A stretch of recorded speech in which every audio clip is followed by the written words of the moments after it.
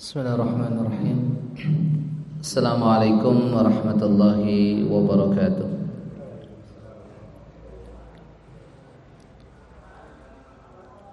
Innal hamdalillah nahmaduhu wa nasta'inuhu wa nastaghfiruh wa na'udzu billahi min shururi anfusina wa sayyiati a'malina. May yahdihillahu fala mudilla lahu wa may yudlil fala hadiya lahu. Asyhadu an la ilaha illallah wahdahu la syarika lahu wa asyhadu anna Muhammadan 'abduhu wa rasuluh. Ya ayyuhalladzina amanu taqullaha haqqa tuqatih wa la tamutunna illa wa antum muslimun.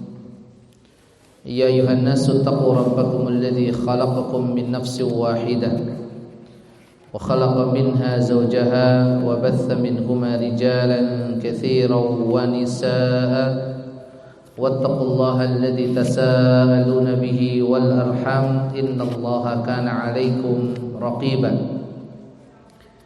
Ya ayyuhalladzina amanu taqullaha wa qulu qalan sadida yuslih lakum a'malakum wa yaghfir lakum dhunubakum wa may yuti'illaha wa rasulahu faqad faza fawzan 'azima.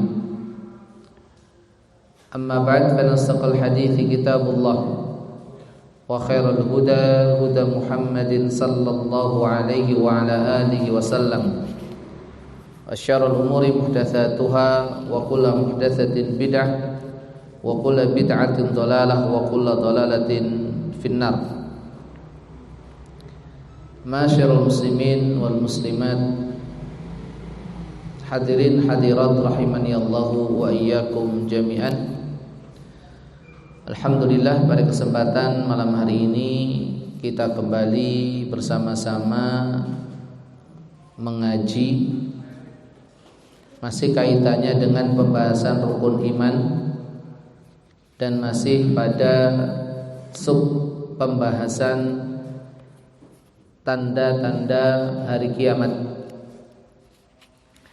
Alhamdulillahilladzi bi ni'matihi tatimmus shalihat. Setelah pada pertemuan-pertemuan sebelumnya kita belajar dan kita membahas tentang salah satu tanda kiamat, yaitu munculnya Dajjal, maka pada kesempatan malam hari ini kita akan membahas tentang tanda yang berikutnya, yaitu turunnya Nabi Isa alaihi salatu wassalam. Turunnya Nabi Isa alaihi salatu wassalam pada saat Dajjal masih ada berkeliaran di muka bumi membuat kejahatan. Karena nanti yang akan membunuh Dajjal adalah Nabi Isa alaihi salatu wassalam, yang kebetulan julukannya itu sama, Al-Masih. Yang satu Al-Masihud Dajjal, yang satu ada Al-Masih Isa ibnu Maryam alaihi afdhalus salati wassalam.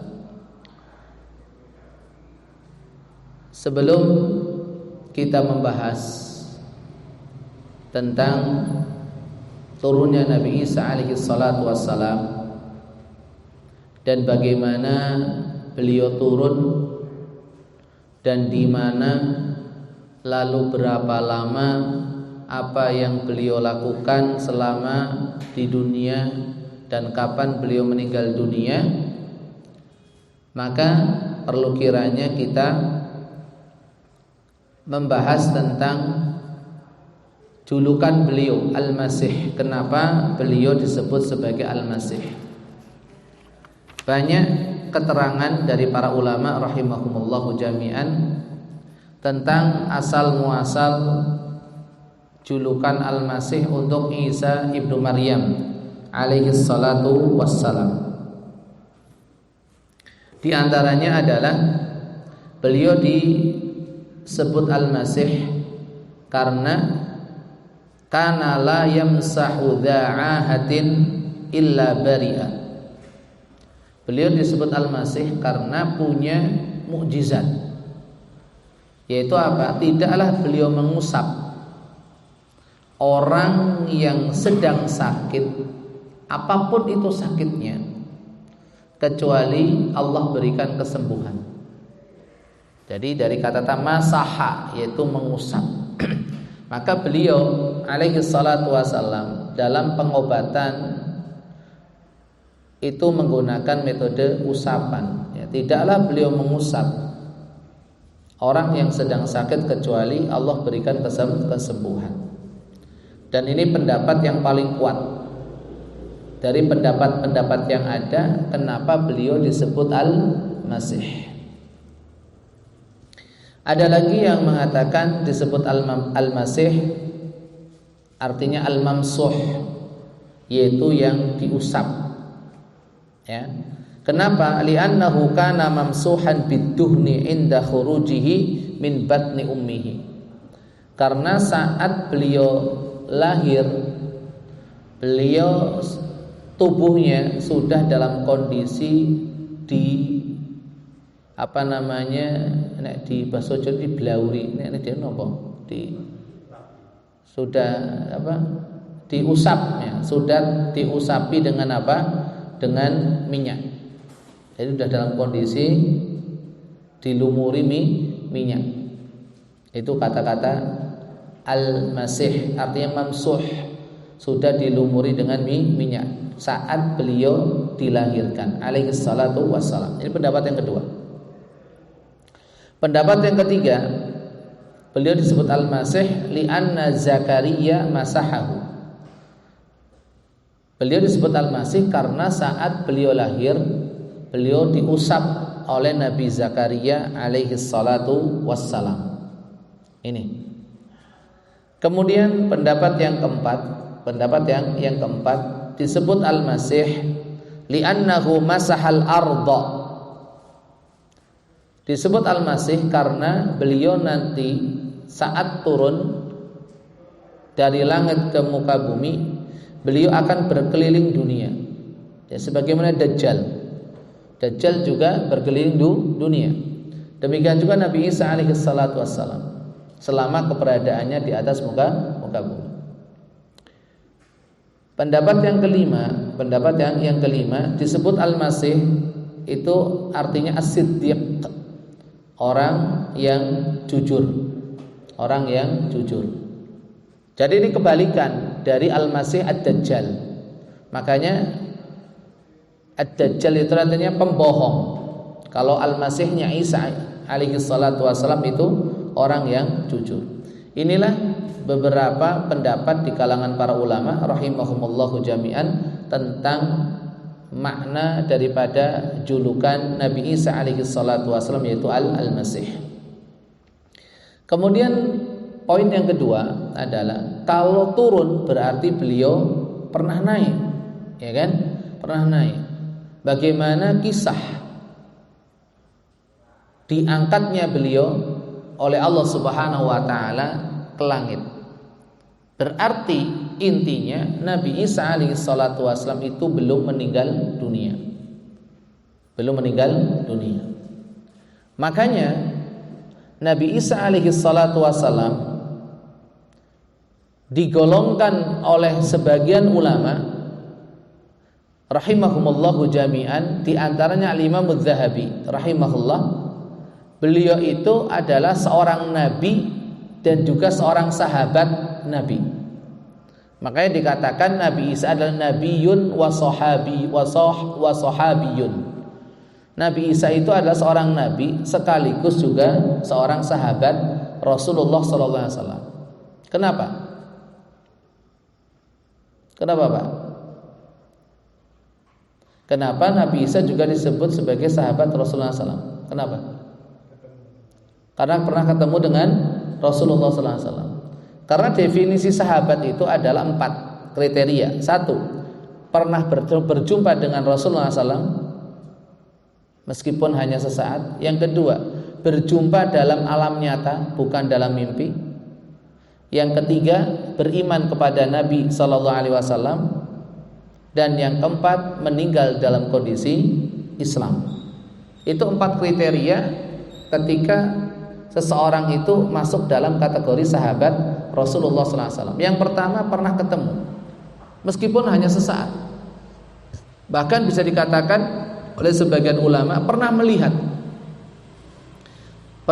Rasulullah SAW meskipun sesaat.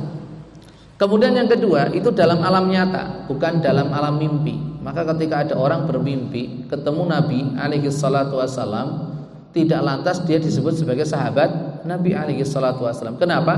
Karena melihatnya di alam mimpi. Jadi poin yang kedua, melihatnya di alam nyata. Kemudian yang ketiga, beriman. Makanya Abu Jahal, Abu Lahab tidak disebut sebagai sahabat. Kenapa? Karena meskipun berjumpa dengan Rasulullah SAW di alam nyata, tapi dia tidak, atau mereka tidak beriman kepada Rasulullah SAW. Kemudian poin yang keempat adalah apa? Meninggal dalam kondisi Islam. Makanya orang-orang munafik yang setelah Rasulullah SAW wafat, mereka murtad, mereka tidak disebut sebagai sahabat, tidak disebut sebagai sahabat. Maka dari itu, inilah penafsiran sebagian ulama rahimahumullah jami'an tentang mereka-mereka yang tertolak minum air telaga Rasulullah SAW kelak di hari kiamat. Jadi Nabi alaihi salatu wasallam itu menunggu umatnya di telaga, menyambut kedatangan umatnya alaihi salatu wasallam. Dan ini merupakan bentuk ketawaduan Rasulullah SAW, di mana beliau menunggu umatnya datang ke telaganya ya untuk meminum air telaga. Dan saat beliau menunggu, lewatlah beberapa rombongan. Lihat, beberapa rombongan. Lalu dipanggil oleh Rasulullah SAW, ashabi, kemarilah wahai sahabatku, kemarilah wahai sahabatku. Tapi kemudian ternyata orang-orang yang dianggap oleh Rasulullah SAW itu para sahabat. Kenapa? Annahum ya'rifunani wa a'rifuhum. Aku kenal mereka dan mereka kenal saya. Kenapa? Karena pernah berjumpa, pernah bertemu, pernah dalam satu majlis. Mereka juga sholat bersama Rasulullah. Mereka juga berjihad bersama Rasulullah. Mereka juga ngaji bersama Rasulullah. Makanya Rasulullah kenal mereka dan mereka kenal Rasulullah SAW. Makanya dipanggil sama Nabi SAW, ashabi, kesini wahai sahabat. Tapi kemudian mereka terusir, tidak diperkenankan ya mendatangi telaga Rasulullah SAW, apalagi meminumnya. Meskipun Rasulullah SAW sudah memanggilnya, mereka terhalang dan dilarang untuk datang. Kemudian Nabi SAW menyatakan, mereka itu sahabatku. Lalu dijawab, mereka itu bukan lagi sahabatmu wahai Nabi, karena Anda tidak tahu apa yang mereka lakukan setelah Anda meninggal dunia. Li'annaka la tadri ma ahdatsu ba'daka. Maka Nabi SAW mengatakan suhqan, celaka mereka. Ya. Nabi berani memanggil mereka karena mereka secara zahir sahabat beliau alaihi salatu wassalam radhiyallahu anhu ajmain. Maka dipanggil, saling kenal kok. Tapi ternyata mereka setelah Rasulullah SAW wafat, mereka murtad. Makanya syarat yang keempat, kriteria keempat sebagai seorang sahabat adalah apa? Meninggal dalam kondisi Islam. Dan ini terpenuhi dalam pribadi Nabi Isa alaihi salatu wassalam. Nabi Isa alaihi salatu memenuhi 4 kriteria ini. Pernah berjumpa dengan Rasulullah SAW. Kapan? Saat peristiwa Mi'raj. Melihatnya dalam kondisi tersadar, dalam kondisi nyata, karena beliau masih hidup, gitu loh. Beda dengan nabi-nabi yang lain, tidak ketemu sama Rasulullah SAW. Bahkan Rasulullah SAW mengimami mereka di Baitul Maqdis. Semoga Allah Subhanahu Wa Taala segera membebaskan dari kaum Zionis. Ya, di Baitul Maqdis. Tapi mereka nggak disebut sebagai sahabat. Kenapa? Karena berjumpanya dengan Rasulullah SAW itu dalam kondisi roh. Ya, karena mereka alaihi wassalatu wassalam sudah meninggal dunia. Sementara Nabi Isa tidak, masih hidup. ketemu sama Nabi alaihi salatu wasallam, kemudian dalam kondisi nyata, bukan dalam mimpi, kemudian beliau beriman kepada Nabi alaihi salatu wasallam dan wafat nanti juga dalam kondisi muslim. Makanya bisa dijadikan bedek-bedekan. Sapa nabi sing dadi sahabat Kanjeng Nabi Muhammad sallallahu alaihi wasallam, yaitu Nabi Isa alaihi salatu wasallam. Ya. Jadi poin yang berikutnya itu adalah apa? Bahwasanya Nabi Isa itu belum meninggal dunia. Dan orang-orang Yahudi yang menganggap bahwasanya mereka sudah berhasil membunuh Nabi Isa alaihi salatu wasallam itu keliru. Itu salah. Nabi Isa alaihi salatu wasallam belum meninggal dunia. Ya. Mari kita baca dua ayat yang terdapat di dalam Al-Qur'anul Karim, atau di dua tempat di dalam Al-Qur'anul Karim yang membicarakan tentang masalah ini. Yang pertama adalah surat Ali Imran ayat 54-55. Kalau nyuwun tolong maka dipun waosaken. Ali Imran ayat 54-55. Allah Subhanahu wa taala berfirman. Allah Subhanahu wa taala berfirman, "Wa makaru wa makarallah wallahu khairul makirin. Idz qala Allah ya Isa inni mutawaffika wa rafi'uka ilayya wa mutahhiruka minal ladzina kafaru wa ja'ilul ladzina ittaba'uka fawqal ladzina kafaru." Monggo. Ya, Ali Imran 54-55.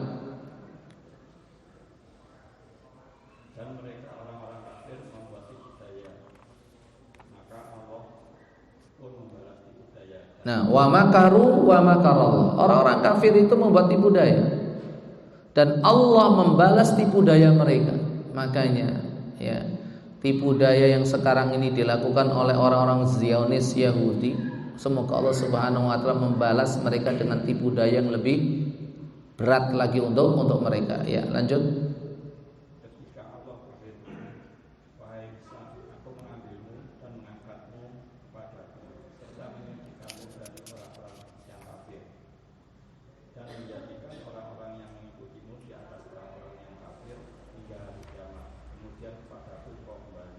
Ya, lihat kapan tuh ketika Allah berfirman kepada Nabi Isa, "Wahai Isa, sesungguhnya aku mengambil," bukan diambil nyawanya, tapi diambilnya roh dan jasadnya. "Wa rafi'uka ilayya," dan aku angkat engkau wahai Musa kepadaku. Jadi Nabi Musa alaihi salatu wasalam diangkat untuk nanti di akhir zaman akan diturunkan kembali. Allah mengangkatnya, wa mutahhiruka minal ladzina kafaru, dan aku mensucikanmu wahai Isa dari orang-orang yang kafir. Wa ja'ilul ladzina tabauka fawqal ladzina kafaru, dan aku jadikan orang-orang yang mengikutimu itu akan menang melawan orang-orang kafir. Dan kelak hanya kepadamu engkau kembali. Berarti Nabi Musa nanti akan meninggal dunia. Berarti sekarang belum. Kemudian yang kedua adalah surat An-Nisa 157-159. Ini tentang masalah diangkatnya Nabi Isa alaihi salatu wassalam. Ya.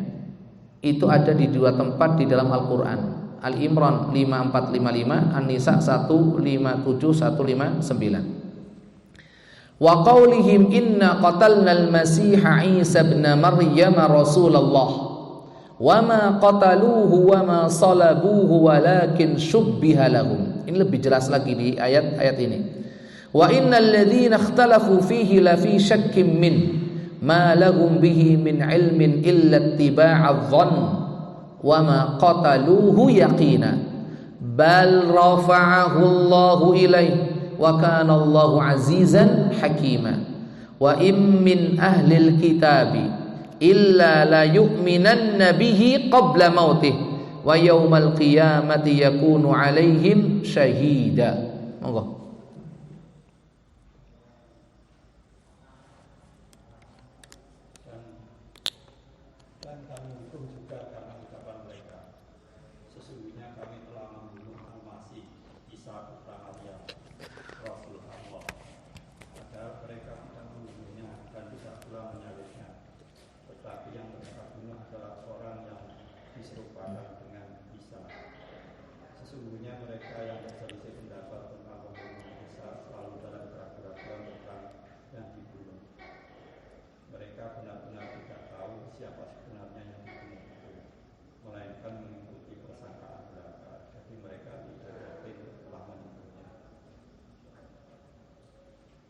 Lanjut.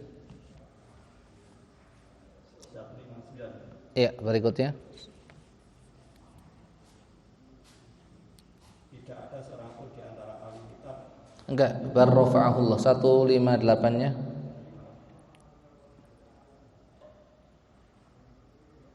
Tetapi Allah mengangkat Isa ke hadiratnya. Allah Maha Perkasa, Maha Bijaksana. Iya. Lanjut.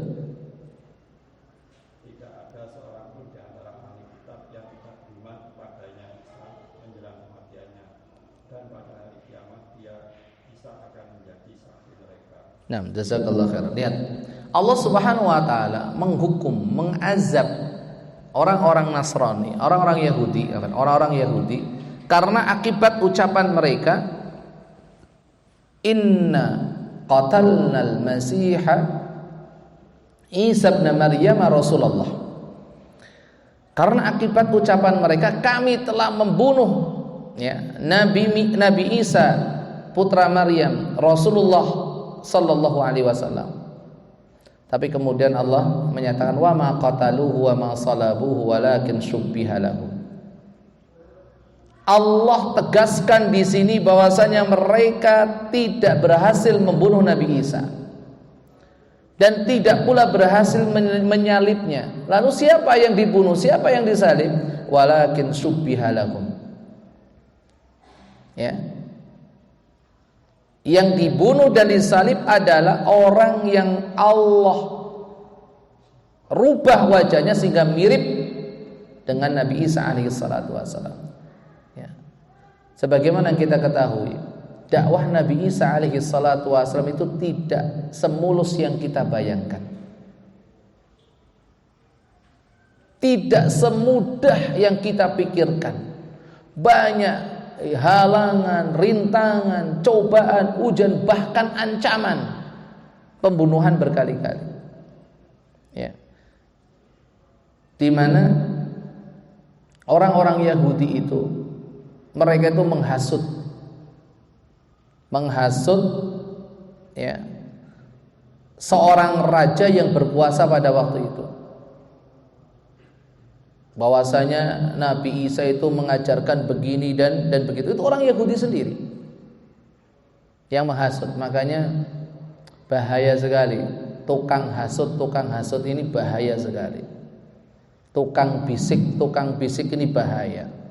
Sudah banyak korban berjatuhan, termasuk Nabi Isa alaihi salatu wasallam hampir menjadi korban.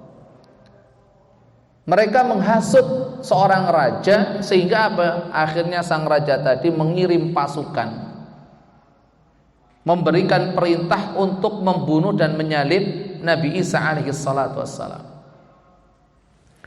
Berangkatlah para prajurit ini mengepung rumah Nabi Isa alaihi salatu wassalam, tempat di mana beliau tinggal dan mengajarkan ajaran Allah Subhanahu wa taala kepada para pengikutnya.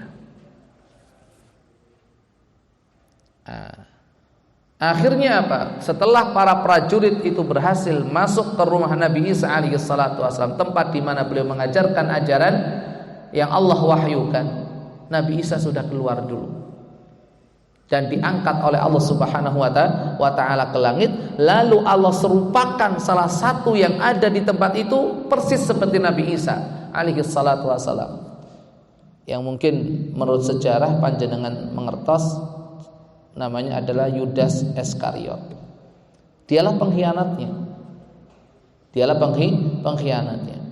Ya. Akhirnya Bapak Ibu hadirat rahimani Allahu wa iyyakum jami'an, diangkatnya Nabi Isa alaihi salatu wasallam oleh Allah Subhanahu wa taala itu disaksikan oleh para murid setianya. Semuanya melihat bagaimana Nabi Isa alaihi salatu wassalam itu diangkat oleh Allah Subhanahu wa taala langsung dari rumah beliau menuju ke langit, dan itu disaksikan oleh para murid yang setia kepada beliau alaihi salatu wassalam. Makanya para prajurit tadi ketika masuk disangka itu Nabi Isa alaihi salatu wassalam, lantas ditangkap lalu dibunuh sebagaimana perintah sang raja. Ini dibunuh dan juga disalib. Makanya Allah Subhanahu menyatakan di sini wa ma qataluhu yaqina. Mereka tuh enggak yakin. Sampai para pembunuh itu pun, para pengawal itu pun enggak yakin yang dibunuh Nabi Isa alaihi salatu wasallam. Sampai Allah Subhanahu menyatakan wa innal ladzina ikhtalafu fi la fi syakkin min. Mereka masih berdebat yang dibunuh Nabi Isa atau bukan. Ya. Malahum min ilmin bihi min ilmin. Mereka enggak punya ilmu, enggak punya keyakinan sama sekali bahwasanya dibunuh Nabi Isa illa tiba'adzan, melainkan hanya mengikuti dzan saja. Wa ma qataluhu yaqina. Mereka enggak yakin telah membunuhnya. Maka Allah jawab barrafa'ahu Allah ilaihi. Ya, kalian enggak pernah bisa membunuh Nabi Isa karena Allah yang mengangkatnya ke langit. Yang mana nanti akan turun dan sebagian ahli kitab nanti di akhir zaman sebelum kiamat datang akan beriman kepada Nabi Isa alaihi salatu wassalam. Jadi intinya bahwasanya Nabi Isa alaihi salatu wassalam tidaklah dibunuh oleh orang-orang Yahudi, tapi Allah Subhanahu wa taala selamatkan, Allah angkat ke langit untuk nanti selanjutnya Allah Subhanahu wa taala turunkan ke bumi lagi di akhir zaman sebelum kiamat datang, dan memiliki misi tertentu yang sudah Allah tugaskan kepada beliau alaihi salatu wassalam. Dan ketika beliau turun nanti ada sebagian ahli kitab yang beriman kepada beliau alaihi salatu wassalam. Yaitu apa? Bahwa semua ahli kitab yang bertemu dengan Nabi Isa alaihi salatu wassalam ya sebelum beliau meninggal dunia itu semuanya akan beriman kepada Nabi Isa alaihi salatu wassalam. Sehingga dikatakan ba'da nuzuli Isa alaihi salatu wassalam fi akhir zaman la yabqa ahadun min ahlil kitab illa amana bihi qabla an yamuta Isa ba'da nuzulihi. Setelah Nabi Isa turun di akhir zaman nanti enggak ada seorang pun dari ahli kitab kecuali akan beriman kepada Nabi Isa alaihi salatu wassalam setelah beliau itu turun. Kenapa? Li'anna Isa la yaqbalu illa Islam. Karena kelak ketika Nabi Isa turun beliau tidak menerima agama apapun kecuali Islam. Wala yahillu lil kafirin yajidu nafsahu illa mat. Kalau seandainya enggak mau maka akan meninggal dunia. Ini. Bapak Ibu hadirin hadirat rahimani Allah wa yakum jami'an. Pertanyaannya, apa hikmah di balik turunnya Nabi Isa alaihi salatu wassalam? Kenapa kok bukan nabi yang lain yang Allah angkat ke langit kemudian diturunkan di akhir zaman? Kenapa kok Nabi Isa alaihi salatu wassalam? Ada beberapa hikmah ya diturunkannya Nabi Isa alaihi salatu wassalam di akhir zaman. Ya, bukan nabi yang lain. Di antara hikmahnya adalah Bapak Ibu hadirin hadirat rahimani Allahu wa iyyakum jami'an. Yang pertama itu sebagai bantahan untuk orang-orang Yahudi yang mana mereka mengira bahwasanya mereka telah berhasil membunuh Nabi Isa alaihi salatu wassalam. Jadi secara tidak langsung Allah Subhanahu wa taala ingin mengatakan dan berfirman kepada mereka, "Ini loh orang-orang kalian, wahai orang-orang Yahudi. Kalian mengira telah berhasil membunuh Nabi Isa alaihi salatu wassalam. Tidak. Nih loh, Nabi Isa masih ada. Nabi Isa masih hidup di tengah-tengah kalian." Itu untuk mengapa? Membongkar kedustaan mereka, kebohongan mereka bahwasanya mereka telah berhasil membunuh Nabi Isa alaihi salatu wassalam. Nabi Isa belum wafat. Yang kalian bunuh itu bukan Nabi Isa, tapi seorang pemuda yang diserupakan dengan Nabi Isa alaihi salatu wassalam. Yang kedua, untuk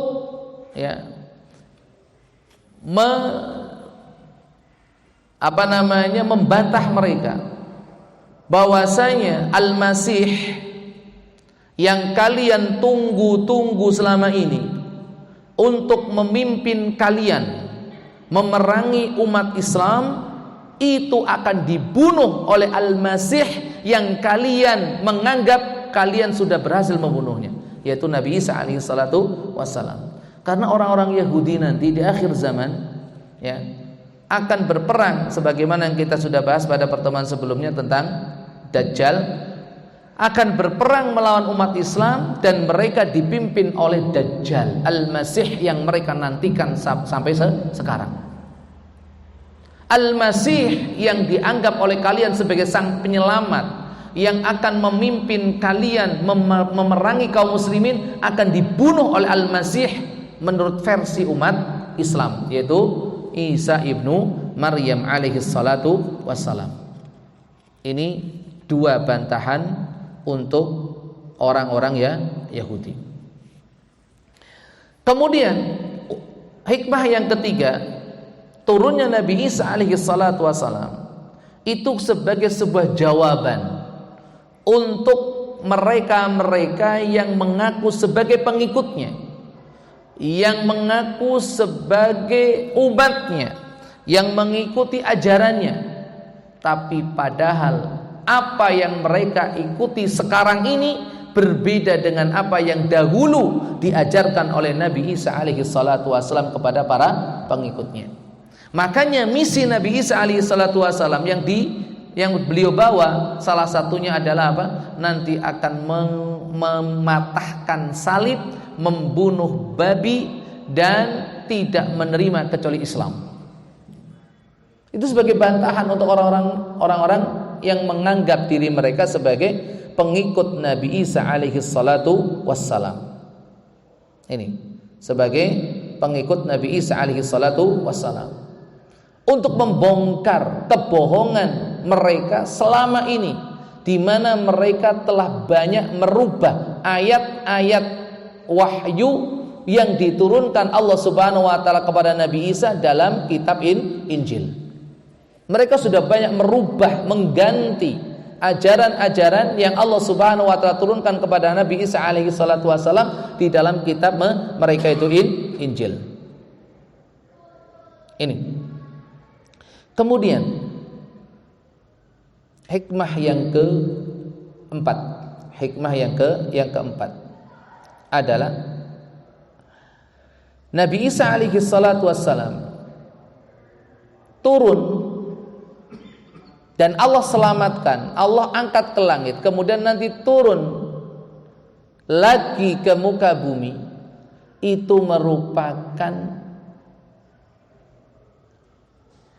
bentuk pengijabahan doa beliau alaihi salatu wassalam.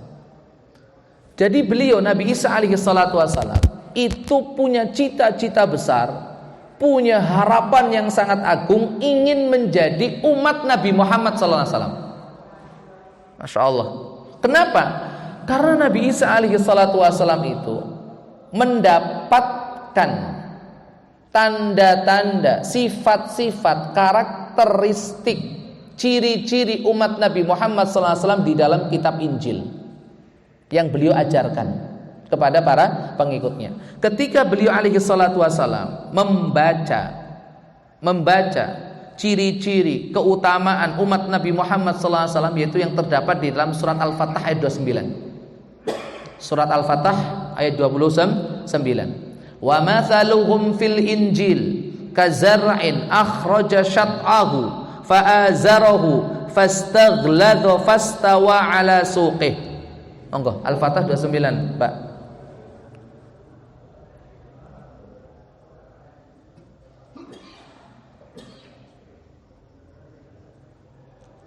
Panggil. Ya, Al-Fatah, surah Al-Fatah 29. Nggih.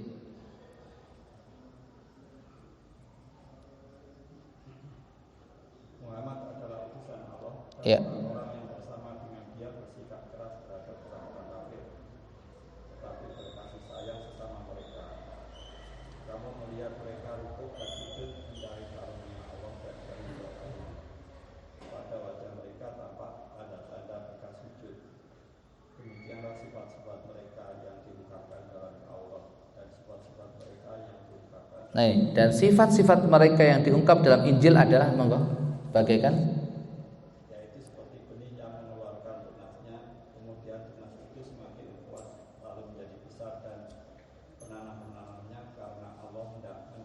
mengalihkan hati orang-orang kafir dengan kekuatan orang-orang mukmin. Allah menjanjikan kepada orang-orang yang beriman dan mengerjakan kebajikan di antara mereka ampunan dan pahala yang besar. Nah, jazakumullah khairan. Ketika Nabi Isa alaihi salatu wasalam membaca ya ciri-ciri daripada umat Nabi Muhammad SAW dan juga keutamaan yang mulia yang mereka miliki, beliau berdoa kepada Allah. Berdoa kepada Allah agar Allah menjadikannya sebagai bagian dari umat Nabi Muhammad SAW sebagaimana yang Allah cantumkan dalam surah Al-Fatah ayat 29. Akhirnya Allah kabulkan doa Nabi Isa alaihi salatu wasallam. Allah tangguhkan ya kematiannya, Allah angkat ke langit untuk nanti di akhir zaman diturunkan ke bumi untuk menjadi umat Nabi Muhammad SAW. Allah kabulkan itu. Dan beliau sebagai seorang mujaddid, ingat, sebagai seorang mujaddid di akhir zaman. Makanya kata Imam Malik rahimahullah ta'ala, sebagaimana dikutip di dalam kitab Tafsir Ibnu Katsir, mazhabnya Syafi'i, Tafsir Ibnu Katsir rahimahullah ta'ala, dikutip ucapan Imam Malik rahimahullah ta'ala, balaghani anna an-nasara kanu idza ra'au as-sahabata alladhina fatahu Syam yaqulun wallahi la haula'i khairun minal hawariyyin fima balaghana. Telah sampai berita kepadaku, kata Imam Malik rahimahullah ta'ala, bahwasanya orang-orang Nasrani begitu mereka melihat para sahabat radhiyallahu anhum ajmain yang menaklukkan Syam, Baitul Maqdis tahun 15 Hijriah pada masa Khalifah Umar bin Khattab radhiyallahu anhu warḍah. Jadi itu tanah umat Islam. Tanah umat Islam karena sudah masuk ke dalam daerah kuasaan umat Islam pada masa Khalifah Umar tahun 15 Hijriah. Insyaallah nanti kita lanjutkan setelah Isya. Allah a'lam bissawab. Subhanahu wa bihamdika asyhadu an la ilaha illa anta astaghfiruka wa atubu ilaik. Assalamualaikum warahmatullahi wabarakatuh. Assalamualaikum warahmatullahi wabarakatuh. Alhamdulillah wassalatu wassalamu ala Rasulillah wa ala alihi washabihi wa mawala wa la hawla wa la quwwata illa billah wa ba'd. Ikhwatul Islam wa khatifiddin, hadirin hadirat rahimani Allah wa iyyakum jami'an. Melanjutkan ucapan Al-Imam Malik rahimahullahu ta'ala yang disebutkan oleh Al-Imam Al-Hafidh Ibnu Katsir rahimahullahu ta'ala di dalam kitab tafsirnya, yaitu di jilid ke-7 halaman 343. Beliau mengatakan balaghani anna an-nasara kanu idza ra'au as-sahabata alladziina fatahu Syam yaqulun. Telah sampai berita kepadaku bahwasanya orang-orang Nasrani, mereka yang tinggal di Baitul Maqdis ya, mereka ketika melihat para sahabat radhiyallahu anhum ajmain yang menaklukkan negeri Syam. Sekali lagi, umat Islam berhasil menaklukkan tanah Syam pada masa Khalifah Umar radhiyallahu anhu tahun ke-15 Hijriah. Dan sejak saat itulah Palestina termasuk di dalamnya ya, masuk dalam teritorial negeri Syam, masuk ke dalam pangkuan Islam sampai berabad-abad. Kemudian sampai terjadilah perang salib yang berlangsung berjilid-jilid, silih berganti kaum muslimin dan kaum Nasrani menguasai Baitul Maqdis ya, ini memang satu tempat yang sangat istimewa, satu-satunya tempat ya yang diakui, diklaim suci oleh semua agama samawi, baik itu Islam, Kristen ataupun ya Yahudi, semuanya mengklaim itu tanah suci. Makanya perkara di sana itu bukan perkara yang sepele ya, bukan hanya urusan orang-orang yang ada di sana saja, tapi sudah menjadi urusan umat Islam seluruh dunia. Karena memang kedudukannya berbeda. Setelah Al-Masjidil Haram dan Al-Masjidun Nabawi, Masjidul Aqsa adalah tempat yang sangat penting di dalam sejarah Islam, memiliki tempat tersendiri di hati kaum muslimin. karena itu kiblat pertama sebelum Ka'bah Baitullah, masjid kedua yang dibangun setelah Al-Masjidul Haram, tempat di mana Rasulullah SAW diisrakan dan dimi'rajkan oleh Allah Subhanahu wa taala, tempat di mana Rasulullah SAW mengimami seluruh para nabi dan utusan alaihi wassalatu wassalam, ya. Dan ketika para sahabat radhiyallahu anhum ajmain menaklukkan tanah Syam, orang-orang Nasrani yang tinggal di situ mengatakan apa? Wallahi, demi Allah, la haula, sungguh para sahabat Nabi ini sallallahu alaihi wasallam radhiyallahu anhum ajmain khairun minal hawariyina fima balaghana, lebih baik daripada kaum Hawariyun. Al-Hawariyun adalah pengikut setia Nabi Isa alaihi salatu wasallam. Para sahabat dinyatakan oleh orang Nasrani itu lebih utama, lebih baik daripada kaum Hawariyun, sebagaimana yang sampai beritanya kepada kami. Memang para sahabat sosok-sosok pilihan, ya. Hanya dilihat sekilas saja orang-orang sudah tahu akan kebaikan mereka. Makanya mengomentari ucapan ini Al-Imam Al-Hafidz Ibnu Katsir rahimahullah telah mengatakan wa shadaqu fi dzalik. Mereka telah berkata jujur dalam hal ini. Kenapa? Fa inna hadhil ummata mu'azzamatun fil kutubil muqaddimati wal akhbar al mutadawilah. Karena umat ini sangat dimuliakan, sangat diagungkan di dalam kitab-kitab terdahulu dan juga cerita-cerita yang turun-temurun dikisahkan oleh generasi ke generasi yang berikutnya. Luar biasa. Makanya tidak heran ketika Nabi Isa alaihi salatu wasallam berdoa kepada Allah dan Allah mengabulkan, yaitu untuk menjadi salah satu bagian dari umat Nabi Muhammad sallallahu alaihi wasallam. Sebagaimana yang tadi kita katakan di depan, beliau adalah seorang nabi dan juga seorang sahabat Nabi alaihi wassalatu wassalam, karena beliau pernah bertemu dengan Rasulullah SAW dan beriman kepada Rasulullah SAW, dan beliau meninggal nantinya juga dalam kondisi Islam.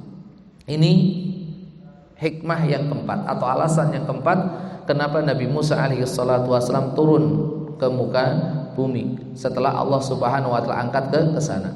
Kemudian alasan yang kelima, kenapa kok Nabi Isa alaihi salatu wassalam turun? Beliau turun karena ajal beliau sudah dekat. Beliau diturunkan Allah Subhanahu wa taala ke muka bumi ini karena ajal beliau itu sudah dekat. Agar ketika beliau meninggal dunia dimakamkannya pun di bumi. Dimakamkannya di bumi. Karena tidak ada satupun makhluk yang Allah ciptakan dari tanah kok kemudian meninggalnya bukan di atas muka bumi, kok kemudian dimakamkannya bukan di dalam perut bumi. Ini ya, itu alasan kenapa Nabi Isa alaihissalatu wassalam diturunkan ke bumi, agar ketika meninggal pun di bumi dan dimakamkannya pun di bumi, enggak di langit. Kemudian alasan yang keenam adalah ada misi untuk membunuh Dajjal sebagai pembuktian Al-Masih yang sebenarnya itu siapa. Karena Ad-Dajjal juga Al-Masih, Nabi Isa juga Al-Masih alaihi salatu wassalam. Maka beliau turun ya untuk membuktikan siapa Al-Masih yang sebenarnya. Karena beliau turun salah satunya adalah membunuh Ad-Dajjal ya, membunuh Ad-Dajjal. Kemudian alasan yang ketujuh atau hikmah yang ketujuh adalah inna khususiyatahu bihadil umur al-madhkurah liqaulin Nabi sallallahu alaihi wasallam ya, karena beliau memiliki kekhususan tersendiri, keistimewaan sendiri, sehingga Nabi alaihi salatu wasallam itu menyatakan dalam hadis yang dinyatakan sahih, Nabi alaihi salatu wasallam bersabda, "Ana aulan nasi bi Isa bin Maryam, laisa baini wa bainahu nabiyyun." Aku adalah orang yang paling pantas untuk mengikuti Isa ibnu Maryam, dan tidak ada lagi nabi antara diriku dan beliau alaihi wassalatu wassalam. Ya, Rasulullah Shallallahu Alaihi Wasallam orang yang memiliki kedudukan khusus pada diri Nabi Isa alaihissalatu wassalam. Kenapa? Karena satu-satunya Nabi yang secara tegas dan jelas tentang kedatangan Rasulullah Sallallahu Alaihi Wasallam, tentang kerasulan dan kenabian Nabi Muhammad Sallallahu Alaihi Wasallam adalah Nabi Isa. Adalah Nabi Isa. Makanya di dalam salah satu sabdanya beliau alaihi salatu wasallam, aku adalah kabar gembira yang disampaikan oleh Nabi Isa alaihi salatu wasallam kepada umatnya. Ya, di dalam surat As-Saff ayat yang ke-6 Allah Subhanahu wa taala menceritakan hal ini, wa mubasysyiran bi rasulin ya'ti mim ba'di ismuhu Ahmad. Ya. Dan ingatlah ketika Nabi Isa, As-Saff ayat yang ke-6, wa idz qala Isa ibn Maryam, ayat yang ke-6, As-Saff ayat yang ke-6, coba dibaca artinya.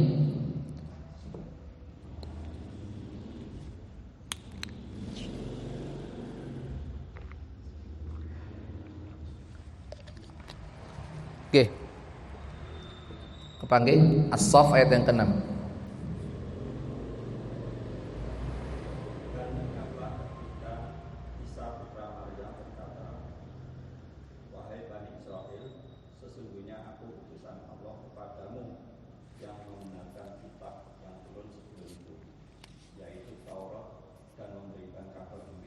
Dan memberikan kabar gembira ya. Seorang rasul yang akan datang setelahku, yang namanya Ahmad. Udah situ. Jadi Nabi Isa alaihissalatu wassalam memiliki kedudukannya khusus pada diri Rasulullah SAW, dan juga Rasulullah SAW juga memiliki kedudukannya khusus pada diri Nabi Isa alaihissalatu wassalam. Makanya di dalam sebuah hadis Nabi alaihissalatu wassalam itu pernah ditanya oleh para sahabat radhiyallahu anhu ajmain, ya Rasulullah, akhbirna an nafsik. Wahai Rasulullah, tolong ceritakan kepada kami tentang jati diri Anda. Kemudian beliau menjawab, na'am ya, aku akan menceritakan itu. Beliau melanjutkan, ana da'watu abi Ibrahim wa busyra akhi Isa. Aku adalah buah daripada doa nenek moyangku, yaitu Nabi Ibrahim alaihissalatu wassalam.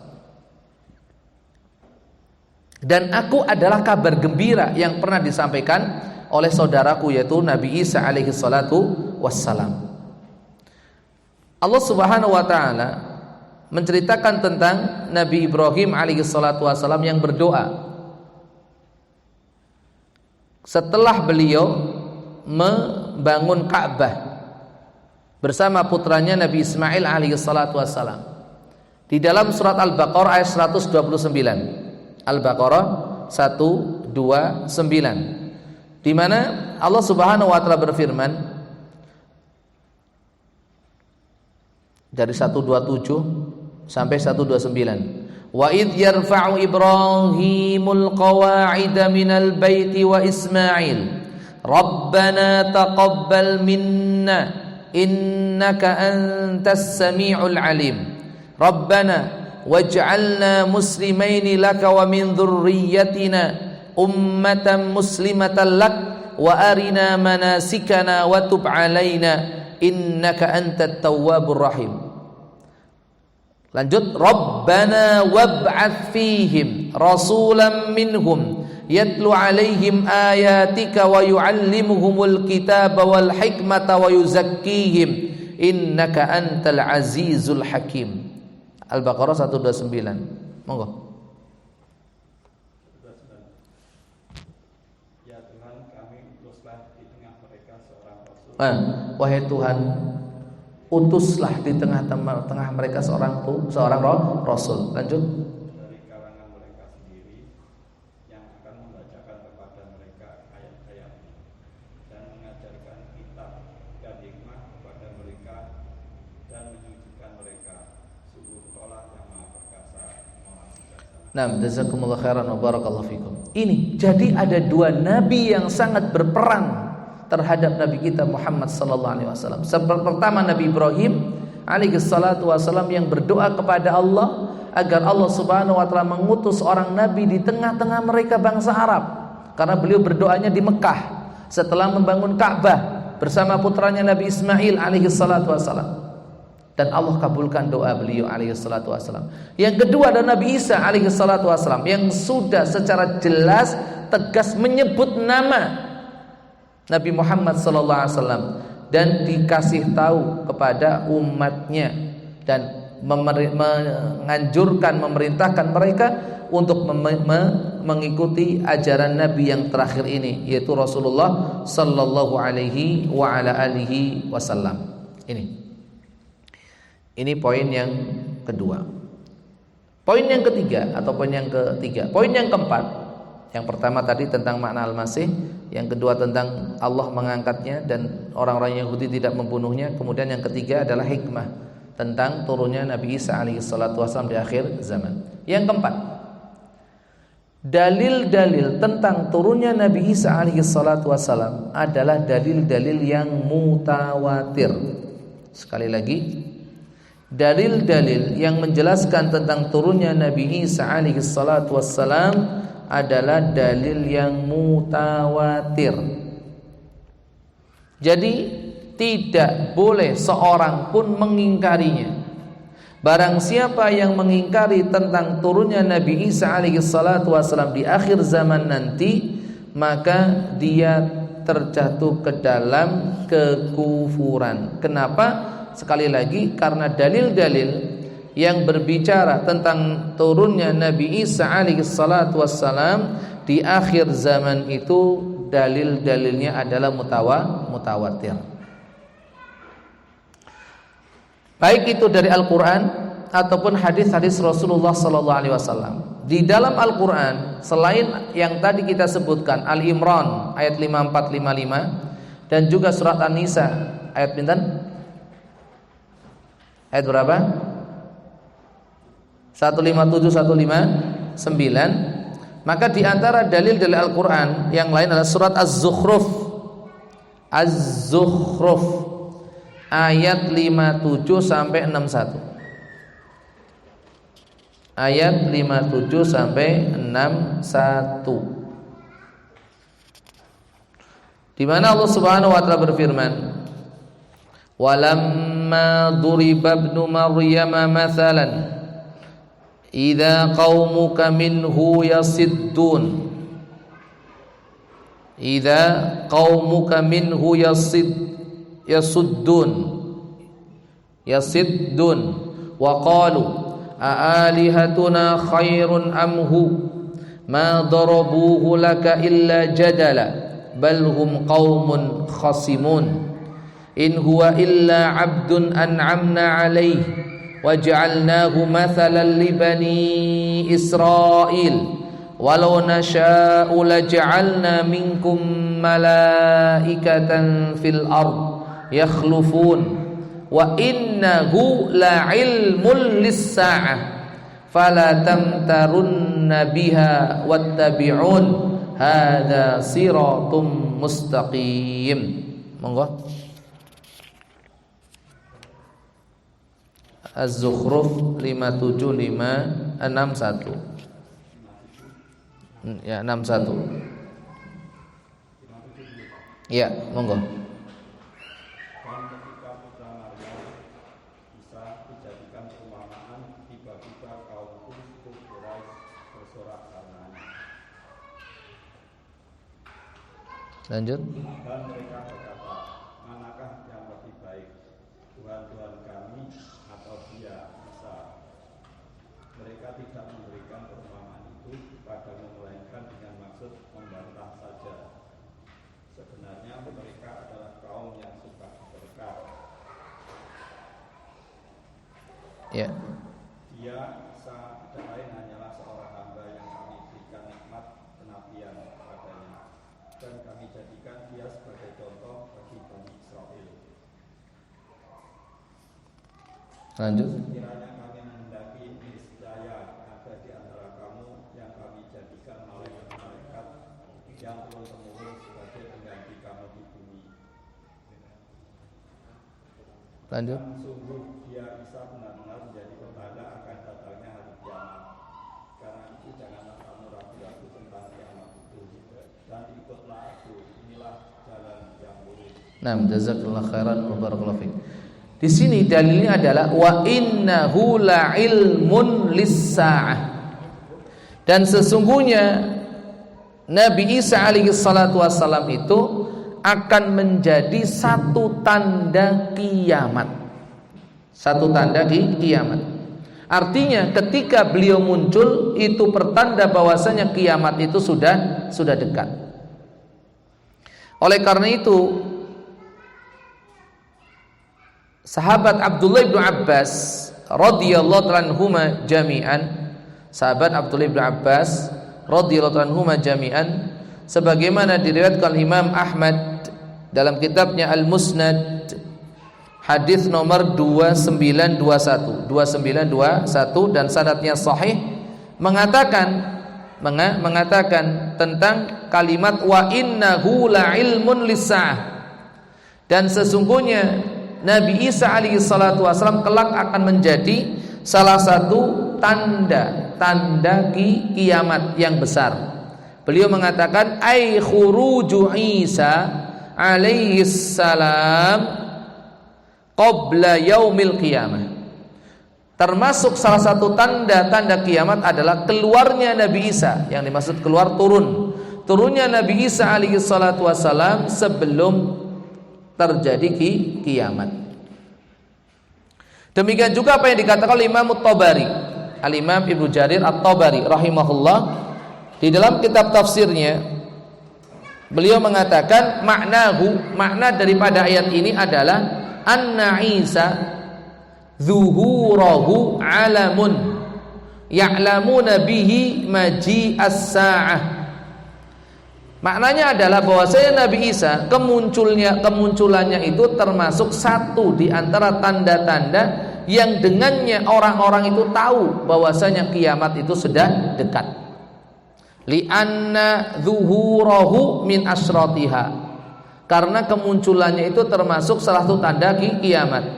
Wa nuzulahu ilal ardi dalilun ala fana'id dunya wa iqbalil akhirah.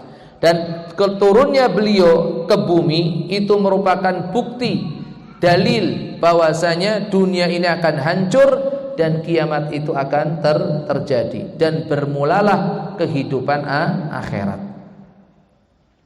Ini ayat yang pertama. Ayat yang kedua tadi kita sebutkan An-Nisa 157 159, yaitu di ayat 159-nya Allah Subhanahu wa taala berfirman apa? Wa im min ahlil kitab illa la yu'minanna bihi qabla mautih wa yaumal qiyamati yakunu alaihim syahida. Dan sesungguhnya di antara ahli kitab tidak ada seorang pun di antara ahli kitab yang masih hidup pada zaman turunnya Nabi Isa alaihi salatu wasalam illa la yu'minanna bihi qabla mautih, kecuali semuanya akan beriman kepada Nabi Isa alaihi salatu wasallam sebelum beliau meninggal dunia. Dan kelak pada hari kiamat Nabi Isa akan menjadi saksi atas mereka. Berimannya ahlul kitab itu terjadi nanti ketika beliau turun kembali ke bumi dan sebelum kiamat terjadi, sebelum beliau wafat. Makanya ini menunjukkan bahwasanya beliau belum wafat. Karena ketika beliau dianggap sudah meninggal dunia, sudah dibunuh oleh pasukan raja dan digantung di tiang salib, masih banyak di antara ahli kitab yang tidak mau beriman kepada beliau. Tidak mau beriman kepada beliau alaihi salatu wasallam. Enggak semua ahlul kitab beriman kepada Nabi Isa alaihi salatu wasallam. Padahal ayatnya di sini mengatakan tidak ada seorang pun di antara ahli kitab kecuali beriman kepadanya sebelum kematiannya. Padahal kalau memang dianggap beliau sudah meninggal dunia, pada saat itu masih banyak ahlul kitab yang kufur kepada Nabi Isa. Makanya ini dalil yang kedua tentang turunnya Nabi Isa alaihi salatu wassalam.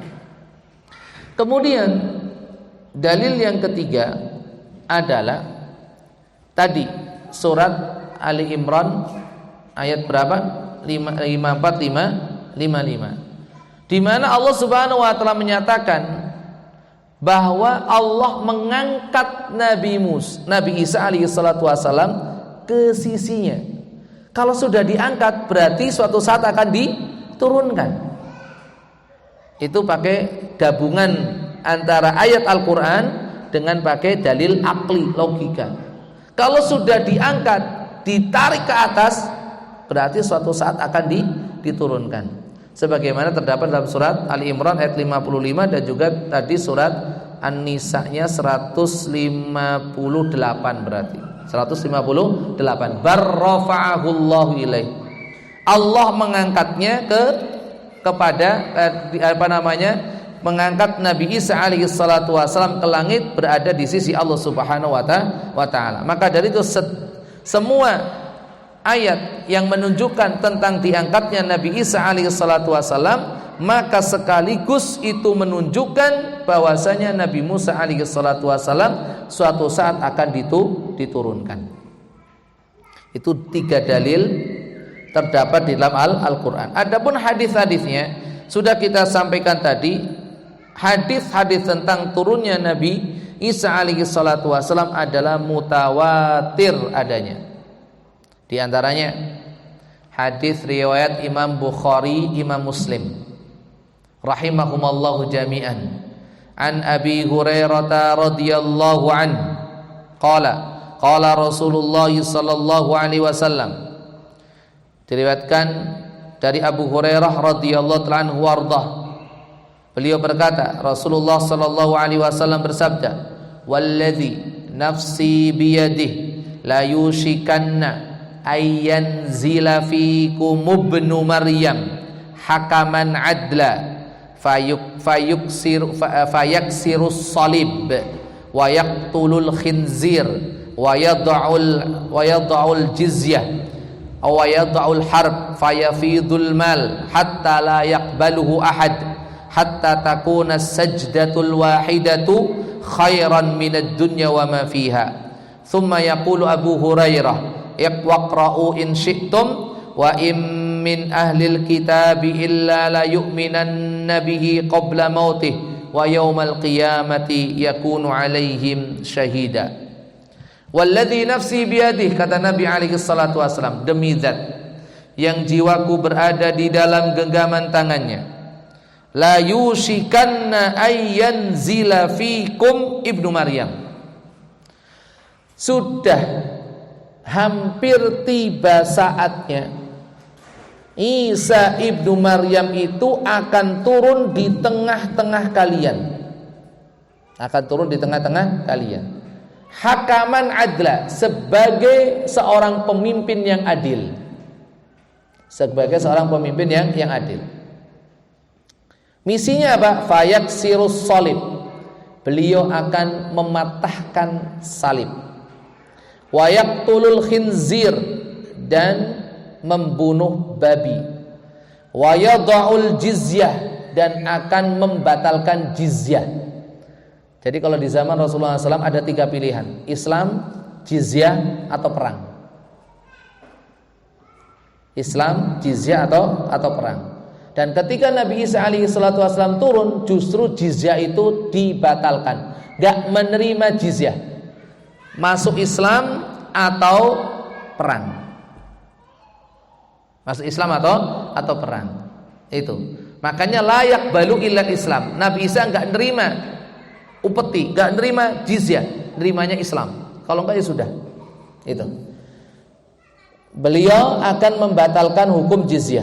La yaqbaluha min kafir. Beliau tidak akan menerima dari seorang kafir pun. Pada masa beliau wa yafidul mal, harta berlimpah ruah. Hatta la yaqbaluhu ahad, sampai tidak ada seorang pun yang mau menerima. Kabeh wis sugih, wis bondo, ya, sudah banyak hartanya, semuanya kaya raya, nggak ada yang nerima itu bantuan, nggak ada yang nerima sedekah, nggak ada, semuanya kaya, harta berlimpah ruah. Karena harta berlimpah-ruah yang utama bagi mereka apa? Adalah ibadah. Hatta takuna sajdatul wahidah khairun minad dunya wa ma fiha. Sampai-sampai satu kali sujud saja, satu kali sujud itu lebih disukai, lebih dicintai oleh salah seorang di antara mereka daripada harta tadi. Masya Allah, sampai lebih dicintai oleh mereka daripada harta tadi. Dunia seisinya kalah dengan satu kali sujud. Ini menunjukkan apa? Tentang agungnya salat. Tentang agungnya salat dan juga amal ibadah di hari ataupun di masa itu. Kemudian Abu Hurairah radhiyallahu anhu beliau berkata, bacalah oleh kalian jika kalian mau, yaitu firman Allah Subhanahu wa taala di dalam surat An-Nisa 159 tadi. Ini.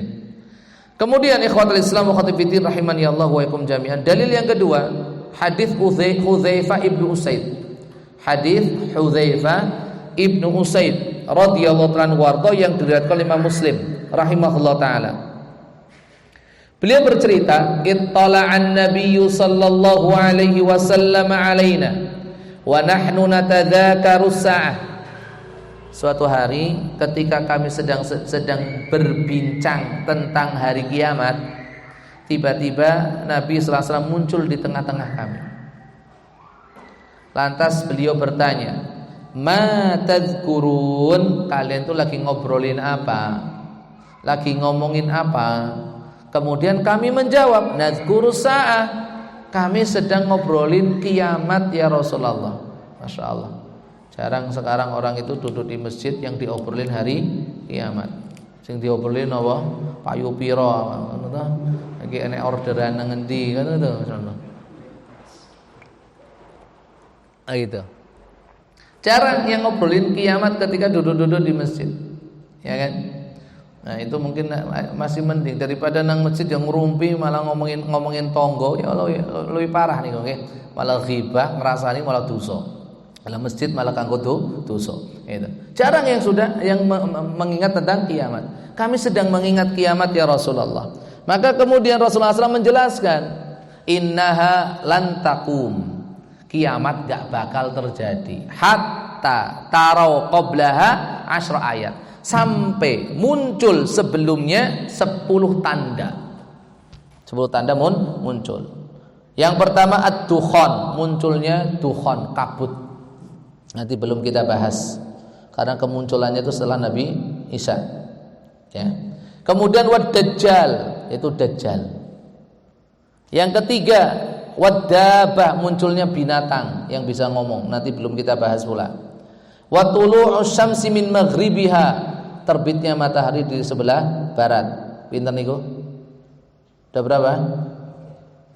4. Ya, dukhan, dajjal, dabah. Kemudian terbitnya matahari dari sebelah barat. Wa nuzulu Isa bin Maryam, turunnya Nabi Isa. Wa Ya'juj wa Ma'juj, Ya'juj, Ma'juj. Nanti setelah Nabi Isa kita bahas tentang Ya'juj Ma'juj atau Gog Magog ya. Kemudian wa salasatu khusuf. Itu sudah berapa tadi? 6 ya. Kemudian 3 lagi adalah apa? Terjadinya 3 khusuf. Gerhana. Khasfun bil masyriq wa khasfun bil maghrib wa khasfun bi jaziratil Arab. 1 di timur, yang kedua di barat, yang ketiga di jazirah Arab.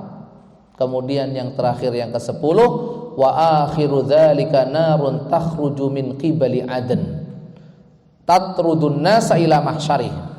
Munculnya api dari arah Aden, yaitu di Yaman nanti, yang akan menggiring umat manusia ke tempat mahsyar mereka. Dengan tahu di mana mahsyarnya, tempat berkumpulnya manusia sebelum kiamat datang, ada di Baitul Maqdis sana. Makanya Baitul Maqdis memiliki kedudukan yang sangat istimewa di dalam diri umat Islam, karena itu tempat mahsyar terakhir, tempat berkumpulnya umat manusia terakhir itu di Baitul Maqdis. Ya, ardul mansyari wal mahsyar kata Nabi sallallahu alaihi wasallam. Baitul Maqdis sekarang, Palestina sekarang, itu ada tempat dikumpulnya umat manusia di akhir zaman. Ini dalil yang kedua. Dalil yang ketiga, hadis dari Imam Al-Bukhari dan Imam Muslim rahimahumallahu jami'an pula, kembali dari sahabat Abu Hurairah radhiyallahu anhu warḍah. Beliau bercerita, qala Rasulullah sallallahu alaihi wasallam, Rasulullah sallallahu alaihi wasallam bersabda, "Kaifa antum idza unzila ibnu Maryam fikum wa imamukum minkum." Kaifa antum, bagaimana kondisi kalian nanti? Idza unzila ibnu Maryam fikum, ketika Isa ibnu Maryam Allah turunkan di tengah-tengah kalian, wa imamukum minkum, sementara imam kalian itu dari kalian. Karena Nabi Isa alaihi salatu wasalam turun saat umat Islam bersiap untuk sholat, dan yang menjadi imam dari umat Islam sendiri. Nanti akan kita bahas bagaimana turunnya Nabi Isa alaihi salatu wasalam. Nih, ini hadis dari Imam Bukhari dan Imam Muslim rahimahumallahu jami'an.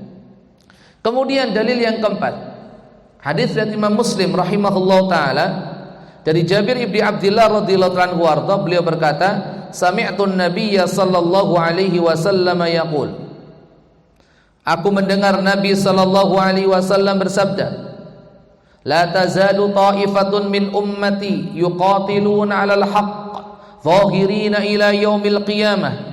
Qala fayanzilu Isa ibn Maryam alaihi salatu wassalam fayaqulu amiruhum salli lana fayaqul la inna ba'dakum ala ba'din umara takrumatallahi hadhil ummah, takrumatallahi hadhil ummah. Akan terus ada satu golongan di antara umatku yang mereka akan berjuang membela kebenaran. Jadi tidak akan ada kekosongan masa dari para pejuang pembela kebenaran, melalui lisan, melalui dakwah, melalui ilmu, melalui hujjah, dan akhirnya nanti melalui pedang dan senjata. Akan terus ada, gak akan ada satu masa pun yang kosong dari para pejuang kebenaran. Zahirin, dan mereka akan terus nampak dan dimenangkan oleh Allah Subhanahu wa taala ila yaumil qiyamah, sampai hari kiamat. Kemudian beliau bersabda, fayanzilu Isa ibn Maryam. Di akhir zaman nanti sebelum kiamat datang akan turun Isa ibn Maryam alaihi salatu wasalam. Fayaqulu amiruhum, dan pada waktu itu umat Islam dipimpin oleh seorang amir, seorang khalifah, seorang pemimpin yang adil. Pemimpin di kalangan kaum muslimin tahu Nabi Isa turun, mereka sudah siap-siap sholat, maka yang tadi mau jadi imam berkata kepada Isa ibnu Maryam alaihi salatu wasallam, sholli lana, monggo panjenengan kersa dados imam kagem kita. Minta kepada Nabi Isa untuk mengimami kaum muslimin, tapi Nabi Isa tahu diri.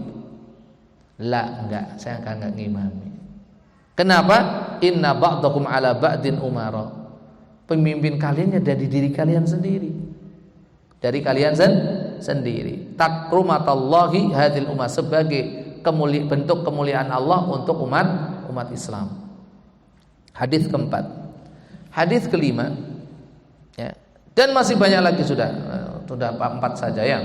4 saja. Intinya hadis-hadis yang berbicara tentang turunnya Nabi Isa ibnu Maryam alaihi salatu wasallam itu hadisnya mutawatir. Mutawatir. Siapa saja di antara para ulama yang menyatakan hadis-hadisnya mutawatir? Satu, Al-Imam At-Tabari rahimahullah taala dalam kitab tafsirnya jilid ketiga halaman 291. Yang kedua, Al-Imam Hafidz Ibnu Katsir rahimahullah taala dalam kitab tafsirnya jilid ke-7 halaman 223. Ya. Kemudian juga Imam Ahmad Ibnu Hanbal rahimahullahu taala, beliau juga menyatakan itu di dalam kitab Tabaqat Al-Hanabilah. Kemudian juga Imam Abul Hasan Al-Asy'ari, dan juga Imam Asy-Syaukani, dan masih banyak lagi para ulama rahimahumullah jami'an. Mayoritas mereka ya, menyatakan bahwasanya hadis-hadis tentang turunnya Nabi Isa alaihi salatu wasallam itu adalah hadis-hadis yang mutawatir. Hadis-hadis yang mutawatir.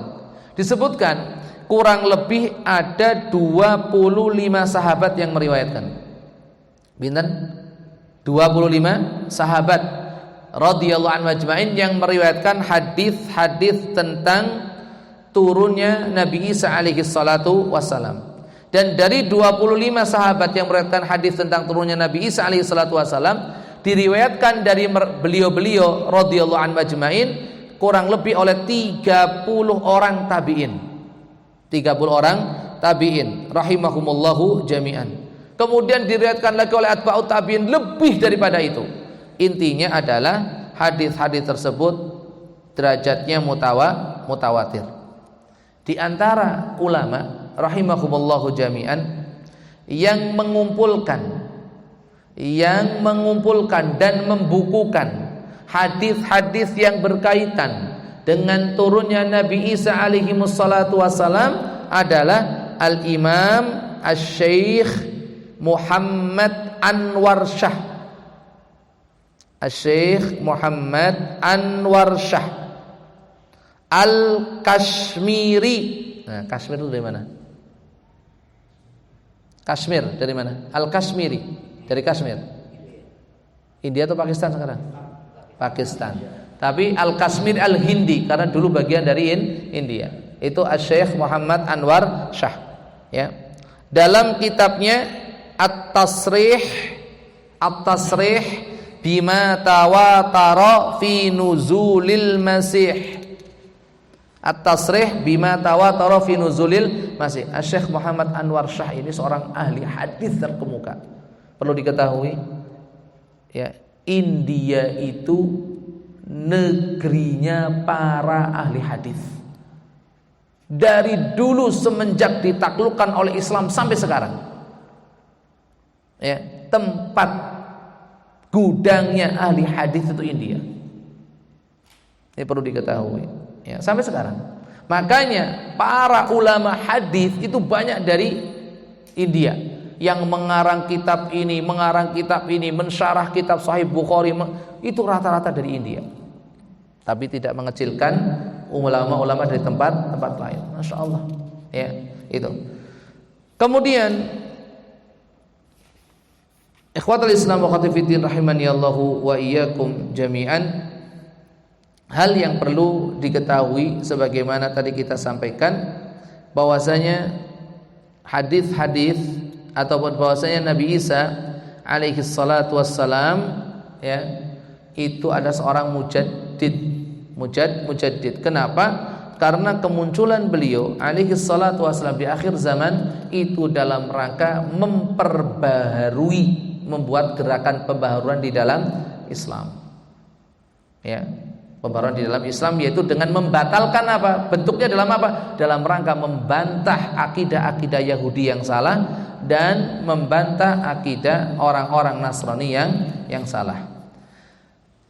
Lalu poin yang terakhir yang saya sampaikan, apa bedanya akidah umat Islam dan akidah orang Nasrani tentang turunnya Nabi Isa alaihi salatu wassalam? Karena masing-masing daripada umat Islam dan juga orang-orang Kristen itu meyakini tentang turunnya Nabi Isa alaihi salatu wassalam. Ya, apa bedanya? Bedanya yang pertama jelas, itu yang paling inti. Orang-orang Nasrani berkeyakinan ketika Nabi Isa alaihi salatu wassalam itu turun, itu ingin mendukung mereka, ingin membenarkan akidah mereka, sehingga mereka sedang menunggu pula turunnya Nabi Isa.